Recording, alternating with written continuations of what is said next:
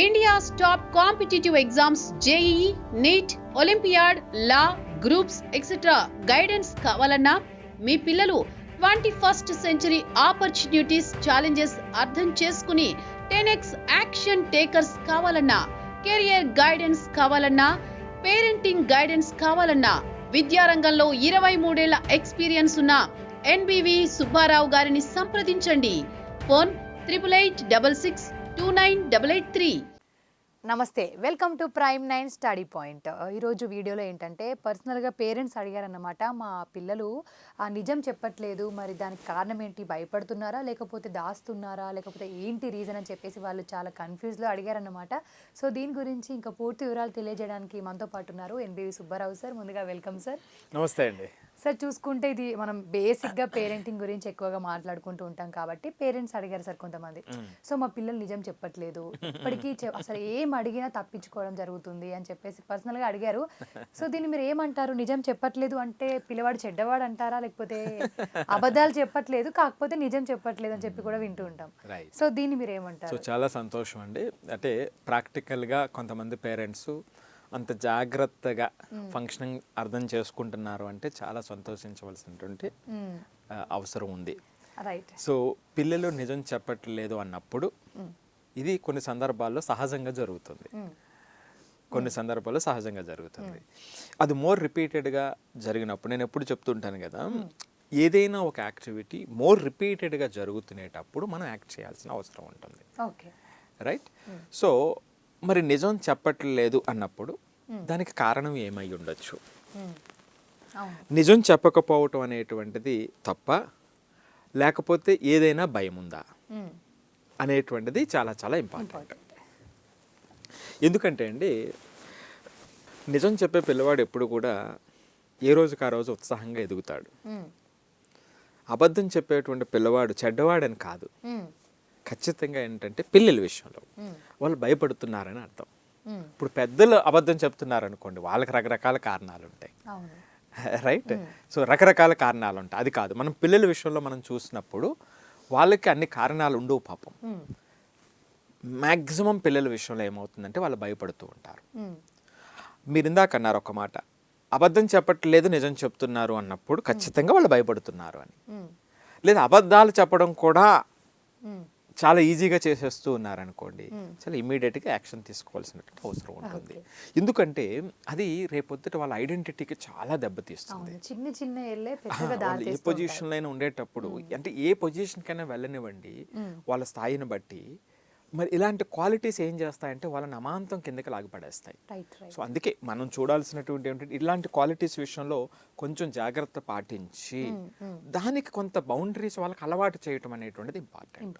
So ఆటోమేటిక్గా ఏమవుతుందంటే వాళ్ళ లైఫ్ లాంగ్ ఆ ప్రివిలేజ్తో ఉండేటానికి ఎక్కువ అవకాశం ఉంటుంది.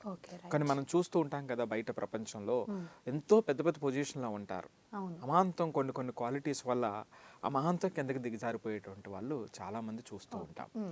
సో ఇక్కడ ఈ సందర్భంలో చాలా ఇంట్రెస్టింగ్. సో వాళ్ళు అబద్ధం చెబుతూ ఉండేటప్పుడు ఒక ఎగ్జాంపుల్ చెప్తాను నేను. ఒక అమ్మాయి స్కూల్ నుంచి వచ్చింది, ఎగ్జామ్ రాసి స్కూల్ నుంచి వచ్చింది. వాళ్ళ తల్లి అడిగింది, ఏమని ఎగ్జామ్ ఎలా రాసావని. బాగానే రాశానన్న. బాగానే రాశానని చెప్పింది. బాగా రాసావా? బాగానే రాశానని చెప్పింది. ఆ వెంటనే వాళ్ళ తండ్రి వేరే రూమ్లో ఉండి తండ్రి విన్నాడు. తండ్రి విని ఎన్ని మార్కులు వస్తాయన్నాడు. బాగానే రాశాను, మంచి మార్కులు వస్తాయి అంది. రైట్. సో ఈ అమ్మాయి ఏం చేస్తుంది అంటే స్పష్టంగా చెప్పట్లేదు, చూడండి, బాగా రాశానని చెప్తుంది తప్ప, ఎన్ని మార్కులు వస్తాయన్నా సరే బాగానే రాశానని చెప్తుంది తప్ప, రైట్, స్పష్టంగా చెప్పట్లేదు. మరి ఇక్కడ నిజం దాస్తుందంటారా లేకపోతే అబద్ధం చెప్తుందంటారా? కానీ నిజం ఏమిటంటే అమ్మాయి చాలా తప్పులు చేసింది. రైట్. ఆ అమ్మాయి చాలా తప్పులు చేసింది కానీ బాగానే రాశారని చెప్పింది. ఇలాంటి చాలా ఎగ్జాంపుల్ చాలా కనబడుతూ ఉంటాయి పిల్లల విషయంలో. ఎందుకు ఎందుకు ఎందుకు అని లోతుగా మనం చూస్తే ఈ అమ్మాయి విషయంలో అంతకుముందు విషయంలో నిజంగా వచ్చి చెప్పినప్పుడు ఈ 10 మార్క్స్ పైన 20 మార్క్స్ రాయలేకపోయానని చెప్పినప్పుడు వీళ్ళు నిందించారు.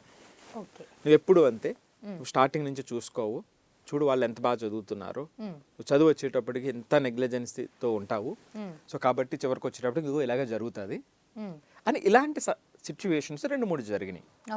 సో 2-3 జరిగినప్పుడు ఏమవుతుంది, సో మరలా అలా చెప్పినప్పుడు మరలా ఆ రకమైనటువంటి డిస్కషనే వస్తుందనేటువంటి ఉద్దేశంతో ఈ అమ్మాయి బాగా రాసాను అనేటువంటిది క్లారిటీ లేకుండా చెప్పడం. చూసారా, ఇలాంటి ఎగ్జాంపుల్ చాలా కనబడుతున్నాయి, అది జనరల్గా చెప్తున్నాను అనమాట. సో మరి ఇక్కడ ఏమిటి రీజన్ ఏమిటి, ఈ అమ్మాయి నిజం దాస్తుందా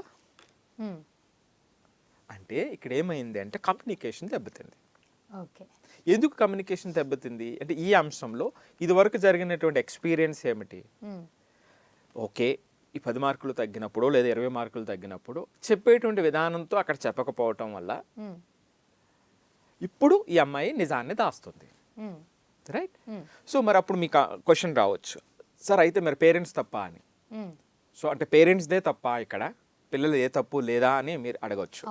సో మన ఉద్దేశం ఏమిటంటే పేరెంట్స్ని తప్పని కాదు ఇక్కడ. అంటే ఎవరు పేరెంట్స్ కావాలని ఎందుకు తప్పు చేస్తారు, ఎవరు చేయరు కదండి. ఇక్కడ ఉద్దేశం ఏమిటంటే ఇది ఒక అవేర్నెస్, అంటే తెలియకుండా ఇలా చేయటం వల్ల అటువంటి దానికి ప్రేరేపితం అవుతారు అనేటువంటి అవేర్నెస్ కోసం మనం చెబుతున్నటువంటి మాట, అంటే చాలా మందిని చూసి మనం చెబుతున్నటువంటి మాట. సో అప్పుడు ఏమవుతుంది అంటే నిజంగా వాళ్ళు తప్పు చేసినప్పుడు ఏమిటంటే వాళ్ళు మనం కమ్యూనికేట్ చేయలేకపోతారు, లేదా వాళ్ళు అనుకున్నది చేయలేనటువంటి సందర్భంలో కూడా కమ్యూనికేట్ చేయలేకపోతారు. సో ఆ సందర్భంలో ఆ పరిస్థితికి సంబంధించినటువంటి కమ్యూనికేషన్ మనకి కట్ అవుతుంది. సో అప్పుడు మనకేమిటంటే దాని మీద ఏ విధంగా రియాక్ట్ అవ్వాలో మనకు తెలియనటువంటి పరిస్థితి. ఇప్పుడు ఎవరైనా పిల్లలు మాట్లాడుతూ ఉన్నారనుకోండి, దానికి మీరు ఒక డైరెక్షన్ ఇవ్వగలుగుతారు. మాట్లాడకపోతే మరింత ప్రమాదం కదా, వాడు మైండ్లో ఏముంది అనేటువంటిది. నేను అందుకే చాలాసార్లు చెప్తుంటాను కదా, పిల్లల విషయంలో ఎవరైనా క్వశ్చన్ చేస్తున్నారు అంటే మీరు చెప్పిన దాన్ని క్వశ్చన్ చేస్తున్నా సరే పెద్ద ఆపర్చునిటీ, టీచర్కి కూడా చాలా పెద్ద ఆపర్చునిటీ. నేను చాలా అంటే ఇవి మంచి ఇంపార్టెంట్ పాయింట్స్ అని చెబుతూ ఉంటా, టీచర్ ట్రైనింగ్లో కానివ్వండి, పేరెంట్స్ ట్రైనింగ్లో కానివ్వండి. పిల్లలు ఎప్పుడైతే ఆ క్వశ్చన్స్ అడుగుతున్నారో దట్స్ అ బిగ్ ఆపర్చునిటీ. మీరు ఎప్పుడు దాన్ని సరిగా హ్యాండిల్ చేయలేకపోతారో తెలుసా సదిక, మీకు దాని మీద సరైనటువంటి నాలెడ్జ్ లేకపోతే సరిగా ఆన్సర్ చేయలేకపోతారు. మీరు దాని మీద ఆ కమాండ్ ఉన్నట్లయితే, దాన్ని న్యూట్రల్గా మీరు చూడటం మొదలు పెడితే, దాన్ని పర్ఫెక్ట్గా ఆన్సర్ చేయగలిగినప్పుడు, లాజికల్గా మీరు ఆన్సర్ చేయగలిగినప్పుడు, మీ లెన్స్లో నుంచి కాదు, మీకు ఒక లెన్స్ ఉంటుంది, అది తప్పు అయి కూడా ఉండొచ్చు. సో అలా కాకుండా అది లాజికల్గా రైట్ వేలో మీరు ఆన్సర్ చేయగలిగినప్పుడు that would be completely different అనమాట అండి. సో అలాగే టీచర్స్ కూడా వాళ్ళు వెంటనే మారిపోతారు. ఆ పిల్లలు మీరు వెంటనే వాళ్ళని కన్విన్స్ చేయగలిగితే, ఆ పిల్లలు ఇప్పుడు చూస్తున్నది వేరు, నెక్స్ట్ చూస్తున్నది వేరు.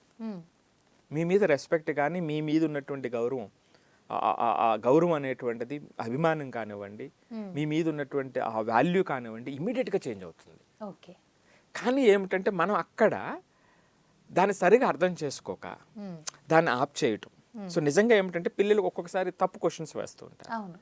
సో దాంట్లో కూడా మంచిది మనం చూసినా, ఇది ఇలా కాదు, నువ్వు ఆల్రెడీ ఇక్కడ వరకు నేర్చుకున్నప్పుడు దీనికి ఈ పాటికి ఇది వచ్చి ఉండాల్సింది, నువ్వు ఇక్కడ తప్పు చేస్తున్నావు, సో దీన్ని ఈ విధంగా కరెక్ట్ చేసుకో అని కొంత ప్రశాంతత మనం చెప్పగలిగినప్పుడు ఏమవుతుందంటే వాళ్ళు నెక్స్ట్ టైము కొంచెం జాగ్రత్తగా మాట్లాడడానికి అవకాశం ఉంటుంది. సో అందుకే ఎవరైనా సరే మాట్లాడుతూ ఉన్నారు అన్నట్లయితే మనం ఆ మైండ్ని మనం రీచ్ చేయగలుగుతాం. మీరు ఎప్పుడైతే దాన్ని తప్పుగా ఎంచి మనం దాన్ని ముద్ర వేసినప్పుడు ఏమవుతుందంటే వాళ్ళు మాట్లాడడం తగ్గిపోతుంది. ఎప్పుడైతే మాట్లాడడం తగ్గిపోయింది, మీరు ఆ మైండ్లో ఏముంది ఎలా రీచ్ చేస్తారు? కరెక్ట్, అర్థం చేసుకోలేము. సో అది ప్రాబ్లం అనమాట అండి. ఇప్పుడు ఇక్కడ అబద్ధం అనేటువంటిది, అంటే అబద్ధాన్ని వాళ్ళు ఏం ప్రేమించారు, వాళ్ళకేమి ఇష్టం కాదు పిల్లలకి అబద్ధం చెప్పడం అనేటువంటిది, కానీ ఒక భయం. కానీ ఆ భయం పోవాలంటే ఎంత తెలుసా అండి, ట్రస్ట్ ఉండాలి.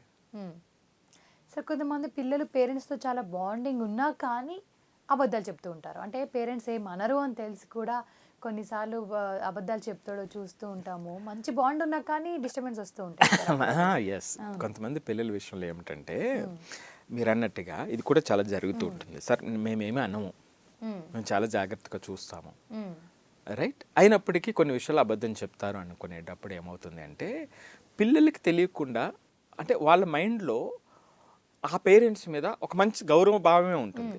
కానీ ఈ విషయంలో ఇది నచ్చదు అని వాళ్ళకి అనిపించినప్పుడు, రైట్ రైట్? సో అంటే నేను అదే చెప్తున్నాను కదా, పిల్లలు పెద్దవాళ్ళకన్నా 10 times స్మార్ట్గా ఉంటారు. అవును, వాళ్ళు ప్రతిదీ అబ్జర్వ్ చేస్తారు. మా పేరెంట్స్కి ఏది నచ్చుతుందో ఏది నచ్చదో వాళ్ళకి బాగా తెలుస్తుంది. మా పేరెంట్స్ హట్ అవుతారు. సో ఈ విషయంలో ఇది వాళ్ళకి నచ్చదు. సో ఇది నచ్చదు కాబట్టి ఇది చెబితే వాళ్ళకి వాళ్ళు ఇబ్బంది పడతారు కాబట్టి అబద్ధం. అప్పుడు ఏంటంటే ఆ నిజం చెప్పరు, అక్కడ అబద్ధం చెప్తారు. సో ఇది కూడా చాలా మంది విషయంలో జరుగుతుంది. అందుకే పిల్లల విషయంలో ఎప్పుడు కూడా ఏమిటంటే, ఎప్పుడైనా సరే పిల్లల మధ్య ఒక ఇష్యూ జరిగినప్పుడు జనరల్గా ఊళ్ళలో ఏం జరుగుతుందంటే, కొన్ని సందర్భాల్లో గొడవలు కూడా జరుగుతుంటాయి. ఈ పిల్లల మాటలను పట్టుకునే వెళ్ళిపోతారు, అటు ఇటు దెబ్బలాడుకుంటూ ఉంటారు, రైట్? అది ఆ పిల్లలు చెప్పేటువంటి కొన్ని సందర్భాల్లో నిజం కాకపోయి ఉండొచ్చు, దాన్ని బలంగా నమ్మి వెళ్ళిపోతారు. సో కాబట్టి అందుకే ఏంటంటే అక్కడ ఆ కమ్యూనికేషన్లో అంటే పిల్లల్ని 1-2 సార్లు అడిగి చూడాల్సినటువంటి అవసరం ఉంటుంది. ఎందుకని నేను ఇందాక చెప్పినట్టుగానే, ఓహో ఇది ఇలా జరిగి ఉంటే వాళ్ళు కోప్పడతారేమో, ఇది మా పేరెంట్స్కి ఇది నచ్చదు, ఇలా చేసి ఉండకూడదు అని ఈ మంచి పిల్లలు కూడా దాన్ని దాస్తారు. సో కాబట్టి ఇక్కడ ఏమిటంటే ఆ భయం పోవాలి అంటే ట్రస్ట్ అనేటువంటిది ఇంపార్టెంట్ అండి. ఇక్కడ దలై లామా ఆయన ఉన్నారు కదా, ఆయన ఒక మంచి మాట చెప్తారు. ఆయన ఏం చెప్తారంటే, మీరు ఆనెస్ట్గా, ట్రూత్ఫుల్గా, ట్రాన్స్పరెంట్గా ఉంటే ప్రజలు నమ్ముతారు. ఎప్పుడైతే ఆ నమ్మకం ఉందో భయం, అనుమానం, అసూయ అనేటువంటిది అవసరం ఉండదు అనేటువంటిది ఆయన చెప్తూ ఉంటారు. ఇది మనం అంటే పిల్లల విషయంలో కానీ రోజువారీ మనం చేసేటువంటి వ్యవహారాల్లో కానీ దాన్ని గుర్తు చేసుకుంటూ ఉంటే చాలా ఆ రిలేషన్స్ అనేటువంటి చాలా బ్రహ్మాండంగా ఉంటాయి. సో కాబట్టి మనం ఎంత ట్రూత్ఫుల్గా ఉంటాము, ఎంత హానెస్ట్గా ఉన్నాము, ఎంత ట్రాన్స్పరెంట్గా ఉన్నాము అనేటువంటిది ఇంపార్టెంట్. సో అవతల వాళ్ళు దాన్ని ఇమీడియట్గా యాక్సెప్ట్ చేసినా చెయ్యకపోయినా మనకు అనవసరం. మనం ఎప్పుడైతే ఈ 3 క్వాలిటీస్ మన దగ్గర ఉన్నాయో వాళ్ళు ఖచ్చితంగా ఈ రోజు కాకపోతే రేపైనా సరే దాన్ని గౌరవించడానికి అవకాశం ఉంటుంది. కొంతమంది ఏం చేస్తారంటే వాళ్ళ చట్టంలో చూస్తూ ఉంటారు, వాళ్ళకి నచ్చినట్టుగా చూస్తుంటారు, వాళ్ళకు బెనిఫిట్ వచ్చేటువంటి విధంగా మాట్లాడుతూ ఉంటారు, ఆ విధంగా చూస్తూ ఉంటారు, రైట్? అంటే వాళ్ళ కోణంలో చూస్తూ ఉంటారు. ఎప్పుడైతే వాళ్ళ కోణంలో చూసారో అప్పుడు ఏమవుతుంది, మీరు ట్రాన్స్పరెంట్గా ఉన్నా, మీరు హానెస్ట్గా ఉన్నా వాళ్ళు దాన్ని వాల్యూ చేయరు, అది మనకు అనవసరం. బట్ ఎప్పుడైతే మనం ఈ 3 క్వాలిటీస్తో ఉన్నామో ఆటోమేటిక్గా ఏమవుతుంది అంటే ఇవేమీ కూడా దరిదాపులకి రావు అన్నమాట అండి. సో అదే విధంగా ఇంట్లో కూడా ఏంటంటే ఆ ట్రస్ట్ ఉండేటప్పుడు ఏంటంటే పిల్లవాడు మాస్క్ వేసుకోడు, తెలియకుండా కొన్ని విషయాల్లో మాస్క్ వేసుకుంటాడు, ఆ మాస్క్ వేసుకోడు, ట్రాన్స్పరెంట్గా ఉంటాడు. వాడు తప్పు చేసినా ఓపెన్గా చెప్పేటువంటి అవకాశం ఉంటుంది. ఎందుకంటే తప్పు చేసినప్పుడు పేరెంట్స్కి షేర్ చేయగలిగితే 100% వాళ్ళు కరెక్ట్ చేస్తారు, సో వాళ్ళు సపోర్ట్ చేస్తారు అనేటువంటి నమ్మకం ప్రివేల్ అయి ఉంటుంది. అందుకని దలై లామా చెప్పినటువంటి మాటలు చాలా ఆప్ట్గా ఇక్కడ ఈ డిస్కషన్కి సూట్ అవుతాయి. ఇంకా పేరెంట్స్ ఏం అడిగారంటే, మేము తల్లి తండ్రి ఇద్దరు మేమిద్దరం సేమ్ లవ్ చూపించినా కానీ వాళ్ళ నాన్నకే ఎక్కువగా చెప్పుకుంటున్నారు, నాకు చెప్పట్లేదు అని చెప్పేసి కొంతమంది మదర్స్ కూడా అనుకుంటున్నారు, కొంతమంది అడిగారు. సో దీనికి మీరు ఏమంటారు? చాలా మంది కరెక్ట్, చాలా మంచి క్వశ్చన్ సాధిక. మన పేరెంట్స్ దగ్గరికి వచ్చినప్పుడు కూడా అమ్మ నాన్న విషయంలో ఈ డిఫరెన్స్ వస్తూ ఉంటుంది, రైట్? ఎక్కువగా నాన్నకు చెప్తూ ఉంటారని చెప్పేసి అన్నారు. సో దానికి మీరు ఏమంటారు? పాపం అంటే ఎక్కువ కేసెస్లో ఇది ఉంటుంది, చాలా తక్కువ కేసులు రివర్స్ ఉంటుంది, రైట్? ఇక్కడ ఏమిటంటే పాపం తల్లి ప్రాబ్లం ఏమి కాదు, అక్కడ తల్లి తప్పేం కాదు, అక్కడ ఆమె గిల్ట్ పడవలసినటువంటి అవసరం కూడా లేదు. అంటే తండ్రి ఏముంది, ఈయన అప్పుడప్పుడు కనిపిస్తూ ఉంటాడు, ఈయన చాలా ఈజీగా చెప్పేస్తుంటాడు కొన్ని స్టేట్మెంట్స్, ఇలా ఉండాలి అలా ఉండాలని. ఈయన ఏంటంటే ఎక్కువ టైం పిల్లలతో ఏమి ఉండడు, ఎక్కువ టైం ఉండేటువంటిది ఎవరు? అమ్మే ఉంటుంది. సో ఇక్కడ అమ్మ విషయంలో ఇక్కడ కొంత అందరు తల్లులకి చెప్పేటువంటిది ఏమిటంటే ప్రేమగా, నేను ఇందాక చెప్పాను కదా, అంటే ఇంకొక వీడియోలో మనం మాట్లాడుకున్నాం ఓవర్ స్టిమ్యులేషన్ అని. ఆ ఓవర్ స్టిమ్యులేషన్ అనేటువంటిది బాగా డామినేట్ చేస్తుంది. అంటే చెప్పింది పదే చెప్పడం, ఆ ఇన్స్ట్రక్షన్ వాల్యూ పోతుంది. ఎప్పుడైతే ఆ ఇన్స్ట్రక్షన్ వాల్యూ పోయిందో అది ఫస్ట్ స్టెప్, ఇప్పుడు మీరు చెప్పినటువంటి ప్రాబ్లంకి. రెండో స్టెప్ ఏమిటంటే, ఈ అమ్మ ప్రతిసారి పిల్లలతో ఎక్కువ తల్లి ఉంటుంది కాబట్టి, ఈ తల్లి మానిటర్ చేస్తుంది కాబట్టి, తల్లి మిస్టేక్స్ కూడా ఐడెంటిఫై చేస్తుంది కాబట్టి సో వీళ్ళ మధ్య ఆ రిలేషన్లో కొంత ఇంబ్యాలెన్స్ వస్తుంది, ఓకే. రైట్. సో అప్పుడు ఈ తండ్రి ఏమిటి అప్పుడప్పుడు వస్తాడు ఈ మధ్యలోకి, ఈ మధ్యలో అప్పుడప్పుడు వచ్చి ఈయన ఒక పాసింగ్ జడ్జిమెంట్ ఇచ్చి వెళ్ళిపోతాడు. ఆ passing judgement most of the times ఎలా ఉంటుంది, పిల్లలకు అనుకూలంగా ఉంటుంది. అవును. సో ఆటోమేటిక్గా ఏమవుతారు ఆ పిల్లలు అంటే ఆ సైడ్ ఇన్క్లైన్ అవుతారు, కరెక్ట్. రైట్. సో ఇక్కడ ఏమిటంటే ఇది చాలా సహజంగా ఎక్కువ మంది ఇంట్లో ఉండేటువంటిది. అంటే పిల్లలు 5th 6th క్లాస్ వరకు ఒకలా ఉంటారు, 6th తర్వాత వచ్చేటప్పుడు పరిస్థితి మారిపోతుంది. అవునవును. సో అప్పుడు తల్లికి మరింత ఎక్కువ ఇబ్బంది ఏర్పడుతుంది. ఆ 6th నుంచి 12th మధ్యలో ఉన్నటువంటి ఇబ్బంది చాలా ఎక్కువ ఉంటుంది. ఇప్పుడు వరకు నిన్నటి వరకు మాట వినేవాడు ఇప్పుడు వినట్లేదు, లేదా కొంతమంది ఏమిటంటే చదువుకున్నటువంటి వాళ్ళు కూడా నిన్నటి వరకు నేను చెప్పాను ఇప్పుడు హయ్యర్ క్లాసెస్ ఉంది నేను చెప్పలేకపోతున్నాను అందుకు వాడు ఇబ్బంది పడిపోతున్నాడు అని కొంతమంది ఫీల్ అవుతూ ఉంటారు. సో ఇప్పుడు అసలు ఈవిడ చెప్పేది దానికే వాడంతా ఇది అయిపోతే మరి స్కూల్ ఎందుకు అక్కడ, రైట్. ఇక్కడ ఏమిటంటే వాడు అటెన్షన్ ఫోకస్ అనేటువంటిది ఇంపార్టెంట్. మనం ఎంత చెప్పాము ఎంత చేయించాము అనేటువంటిది కాదు. సో ఇనీషియల్గా అది అది అది మొదటి స్టెప్ మాత్రమే. ఆ రెండో స్టెప్లో వాడు రెడీ అయ్యి ముందుకు వెళ్ళాల్సినటువంటి అవసరం ఉంటుంది. అది చేయకుండా చేసినప్పుడు ఏమవుతుందంటే ఇబ్బందులు మొదలవుతాయి. సో ఆ విధంగా తల్లి పిల్లలతో ఎక్కువ శాతం ఉంటుంది కాబట్టి పదే పదే తల్లే వాళ్ళతో అంటే వాళ్ళకి డిస్కంఫర్ట్గా ఉన్నటువంటి దాన్ని కూడా చేయించడం చేస్తుంది కాబట్టి ఈ డిఫరెన్స్ వస్తుంది. ఎందుకు అమ్మకి ఎక్కువగా చెప్పుకోరు నాన్నకి ఎక్కువగా చెప్పుకుంటారని చెప్పడానికి అవకాశం. సో క్లియర్ అయిపోయి ఉంటుంది వాళ్ళకి డౌట్. అంటే సరే ఇంకా మనం చూసుకుంటే పిల్లలు భయపడుతున్నారని మనం ఎలా తెలుసుకోవచ్చు అంటారు? ఇప్పుడు ఇలా దాయడమేనా మీరు ఇప్పటిదాకా చెప్పిన విధంగా ఇలా దాస్తూ ఉండడమే భయపడమని అనుకోవచ్చు మనము?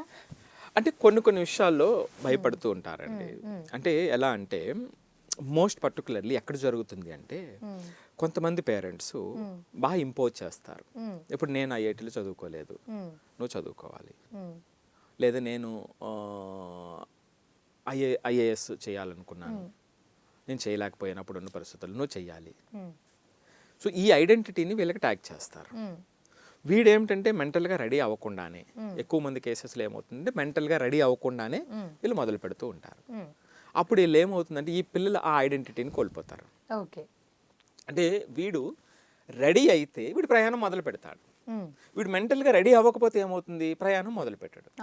సో ఎప్పుడైతే ప్రయాణం మొదలు పెట్టకపోవటం వల్ల ఏమవుతుంది అంటే వీడు సగం చేస్తూ అసలు నేను క్యాపబుల్ కాదనుకుంటాడు, ఆ సాటిస్ఫాక్షన్ ఉండదు.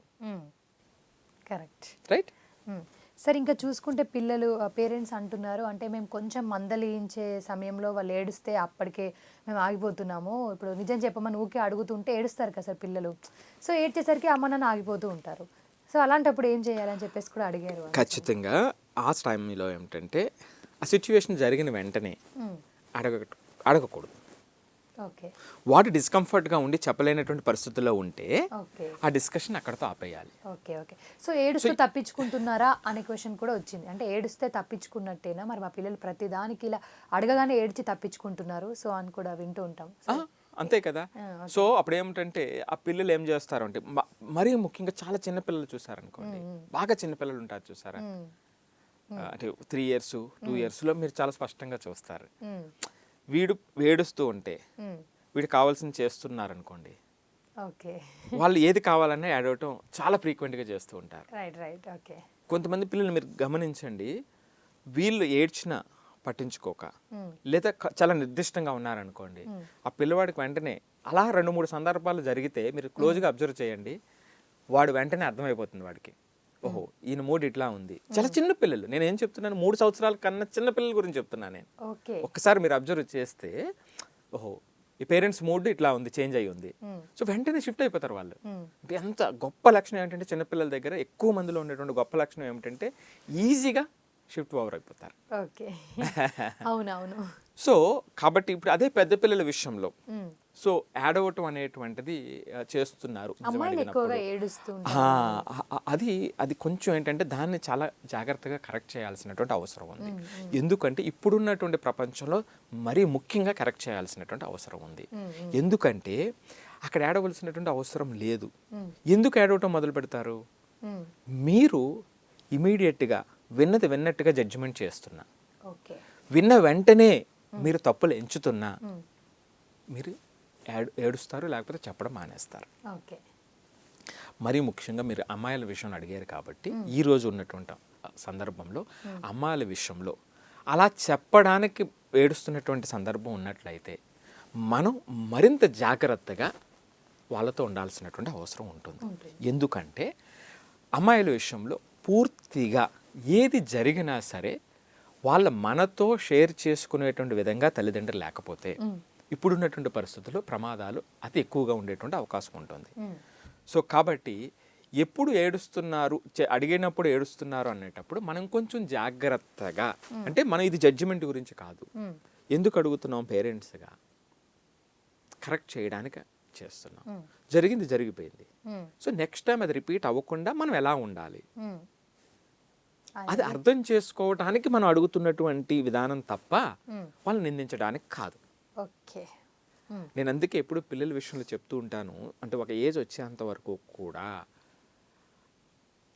దాని నుంచి తెలుసుకుని మార్పు చెందడం కోసమే అనేటువంటి మైండ్ సెట్ వాళ్ళకి అలవాటు చేసినప్పుడు ఏమవుతుందంటే వాళ్ళు ప్రతి దాని నుంచి ప్రతి విషయం నుంచి నేర్చుకుంటారండి. సో అట్లా కాకుండా ఏమిటంటే అది తప్పు నెంచేటువంటి క్రమంగా, ఎప్పుడు తప్పు నెంచాలి అంటే అది మోర్ టైమ్స్ రిపీట్ అవుతుంది అనుకోండి, అప్పుడు మనం దాన్ని కొంచెం సివియర్గా దాని మీద యాక్ట్ చేయాల్సినటువంటి అవసరం ఉంటుంది. సో అలా కాకుండా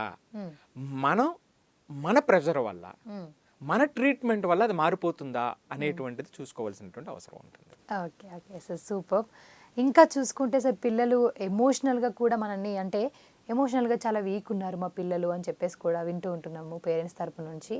సో ఎమోషనల్గా ఉండడం వల్ల అబద్ధం చెప్తున్నారా, లేకపోతే ఎమోషన్ అక్కడ ఇద్దరి మధ్యలో బాండ్, ఇప్పుడు మీరు అన్నారు కదా మా పేరెంట్స్కి నచ్చదేమో అని చెప్పేసి మేము నిజం చెప్పరు అని చెప్పేసి, సో ఎమోషనల్ బాండ్ వల్లే అది మనకు అడ్డొస్తుంది అంటారా ఇద్దరు పేరెంట్స్ మధ్యలో? ఎమోషనల్గా డిస్టర్బ్ అవుతున్నట్లయితే, లేదా ఎమోషనల్గా వాళ్ళు రియాక్ట్ అయ్యేటప్పుడు అప్రాపరియేట్గా రియాక్ట్ అవ్వకపోతూ ఉంటే ఇది పేరెంట్స్ యొక్క పూర్తి బాధ్యత అండి. ఓకే. అంటే ఇది ఇమీడియట్గా కరెక్ట్ చేయాల్సినటువంటి అవసరం ఉంటుంది. అంటే దీని మీద యాక్ట్ చేయాల్సినటువంటి అవసరం ఉంటుంది. యాక్ట్ చేయటం అంటే వాళ్ళని నిందించడం, వాళ్ళని కంట్రోల్ చేయటం అని కాదు నా ఉద్దేశం. ఎందుకంటే ఎమోషనల్ ఇంటెలిజెన్స్ లేకపోతే వాళ్ళు ఎవరితో ఒక రిలేషన్ కరెక్ట్గా ఉండదు, ఎవరు వాళ్ళని వాల్యూ చెయ్యరు, రైట్? ఎప్పుడూ కూడా ఏంటంటే అది కరెక్ట్గా లేనప్పుడు వాళ్ళకి క్లోజ్ పీపుల్తో కూడా రిలేషన్ కరెక్ట్గా ఉండదు కదా. సో అందుకని ఇది అతి ముఖ్యమైనటువంటిది. సో ఎమోషనల్ బ్యాలెన్స్ అనేటువంటిది అలాగని మీకు నచ్చినట్టుగా ఎమోషనల్ బ్యాలెన్స్ ఉండటం కాదు. ఇది ఎప్పుడు వస్తుంది, మీరైనా ఎవరైనా సరే ఇర్రెస్పెక్ట్ ఆఫ్ ఏజ్ మీకు ఎట్లా ఉంటుంది అంటే ఎమోషనల్ బ్యాలెన్స్ లేకపోతే మీరు ఏ స్థాయిలో ఉన్నా సరే ఆ కంట్రోల్ లేకపోతే మీకున్నటువంటి వాల్యూ తగ్గిపోతూ ఉంటుంది. కరెక్ట్. రైట్. సో మనం చూస్తే కొంతమంది చాలా మంచి పొజిషన్లో ఉన్నటువంటి వాళ్ళు, చాలా మంచి పొజిషన్లో ఉన్నటువంటి వాళ్ళు 1-2 సందర్భాలలో, పాపం మిగిలిన అన్ని సందర్భాల్లో కరెక్ట్ కన్నా 1-2 సందర్భాల్లో వాళ్ళు రియాక్ట్ అయ్యేటువంటి విధానంలో ఎమోషనల్ బ్యాలెన్స్ తప్పారనుకోండి. ఒకరిద్దరు ముఖ్యమంత్రుల ప్రవర్తన చూస్తున్నటువంటి సందర్భాలు ఉన్నాయి, రైట్? సో కొన్ని సినీ యాక్టర్స్ రియాక్ట్ అయినటువంటి సందర్భాలు ఉన్నాయి. ఇమీడియట్గా ల్యాష్ అవుట్ ఉంటుంది వాళ్ళ మీద కదా. సో అంటే అది అంత ఇంపార్టెంట్ చెప్పడం నా ఉద్దేశం, ఎగ్జాంపుల్స్ చెప్పడం నా ఉద్దేశం అన్నమాట అండి. సో కాబట్టి ఎప్పుడైతే ఆ ఎమోషనల్ బ్యాలెన్స్ తప్పుతుందో దాన్ని చాలా ప్రాపర్గా హ్యాండిల్ చేయాల్సినటువంటి అవసరం ఉంటుంది. నేను ఎప్పుడు చెప్తూ ఉంటాను కదా, బ్యాలెన్స్ ఈజ్ ద కీ. వాడు మరీ మాట్లాడకుండా ఉంటే కొంచెం మాట్లాడించడం ఇంపార్టెంట్, రైట్? సో ఎక్కువ మాట్లాడుతూ ఉంటే, అంటే అప్రాపరియేట్గా మాట్లాడకపోతే దాన్ని అప్రాపరియేట్గా చేయటం అనేటువంటిది బ్యాలెన్స్. సో ఇది చాలా చాలా ఇంపార్టెంట్. మనసులో ఎప్పుడు కూడా ఏంటంటే ఎమోషనల్ ఇంటెలిజెన్స్ అనేటువంటిది చాలా ఇంపార్టెంట్. పిల్లలకి చిన్నప్పటి నుంచి కూడా వాళ్ళ యొక్క సెల్ఫ్ ఎమోషన్స్ మీద ఒక అవగాహన పెంచడం అనేటువంటిది పేరెంటింగ్లో అతి ముఖ్యమైనటువంటి విషయం. ఆ ఎమోషన్స్ యొక్క తీవ్రత కూడా పేరెంట్స్గా మీకు తెలుస్తుంది. ఓకే. చివరిగా ఒక్క మాటలో చెప్పాలంటే ఏం చెప్తారు ఈ విషయాలన్నిటిపైన పేరెంట్స్కి? సో పేరెంట్స్కి పిల్లలకి మధ్య ఎప్పుడైనా సరే కమ్యూనికేషన్ అనేటువంటిది చాలా ఇంపార్టెంట్. ఎప్పుడైతే ఆ కమ్యూనికేషన్ తగ్గుతుందో, కమ్యూనికేషన్ స్లైట్గా తగ్గడం మొదలుపెట్టిందో అక్కడ కొంచెం అలర్ట్ అవ్వాల్సినటువంటి అవసరం ఉంటుంది. దట్స్ ఆల్ అండి. సో ఎప్పుడైతే పిల్లలు ప్రతిదీ మనతో కమ్యూనికేట్ చేయడం మొదలు పెడుతున్నారో, కంటిన్యూస్గా కమ్యూనికేట్ చేస్తున్నారు, your parenting is at a high level అండి. So no other issues. Okay అది ఒక సింపుల్ దాన్ని ఏమంటారు, ఒక అసెస్మెంట్ అనుకోవచ్చు, సెల్ఫ్ అసెస్మెంట్ అనుకోవచ్చు. Super sir, thank you so much, చాలా బాగా చెప్పారు. సో చూసారు కదా, మీకు గనక కూడా ఏమైనా డౌట్స్ ఉంటే కామెంట్స్ ద్వారా తెలియజేయండి. దానిపైన ప్రత్యేకంగా ఒక వీడియో చేసి అయితే చూపిస్తాం. ఎందుకంటే పేరెంట్స్కి ఉన్న డౌట్స్ అని క్లియర్ చేశారు కాబట్టి మీకు కూడా ఎలాంటి డౌట్స్ ఉన్నా కామెంట్స్ పెట్టండి. దానిపైన ప్రత్యేకంగా ఒక వీడియో తీసుకొస్తాం మీ ముందుకు. సో ఇది ఇవాళ ఎపిసోడ్. మరో ఎపిసోడ్తో మళ్ళీ కలుద్దాం. నమస్తే. ఎన్బివి సుబ్బారావు గారు ఆధునిక ఎడ్యుకేషనల్ డిజైనర్. ఈ 21వ శతాబ్దంలో విద్యార్థులు, ఉపాధ్యాయులు, తల్లిదండ్రులపై లోతైన పరిశోధన చేశారు. 3 బుక్స్ కూడా రాశారు. విద్యార్థులకు మార్క్స్ మరియు ర్యాంక్స్ తో పాటు ఇప్పుడు self learning growth mind set అత్యవసరమని ఆయన డిజైన్ చేసిన ఇన్నోవేటివ్షిప్ ఎక్సైల్ మైండ్ ఆర్పిటి ఫ్రేమ్వర్క్ లాంటి సెషన్స్, ప్రాక్టికల్ మరియు వర్చువల్ టెక్నిక్స్ అందిస్తూ దేశవ్యాప్తంగా విద్యార్థులను సెల్ఫ్ రిలయంట్ గా తయారు చేస్తున్నారు. ఆయన క్లాస్ రూమ్ బలపడితే భారతదేశం మరింత బలపడుతుందని నమ్ముతారు. ఇప్పటి వరకు 17,550 మంది విద్యార్థులకు జేఈఈ, నీట్, మెంటర్షిప్, 2,530 మంది టీచర్స్ కి ట్రైనింగ్, 1,850 మంది పేరెంట్స్ కి మెంటర్షిప్ అందించారు.